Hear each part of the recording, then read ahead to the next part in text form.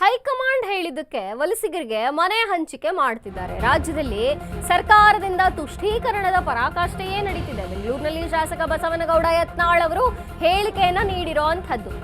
ಹೈಕಮಾಂಡ್ಗೆ ತಲೆಬಾಗಿ ಪುನರ್ವಸತಿಯನ್ನ ಕೊಡ್ತಿರುವಂಥದ್ದು ಖಂಡನೀಯ ಅಂತ ಹೇಳಿದ್ದಾರೆ.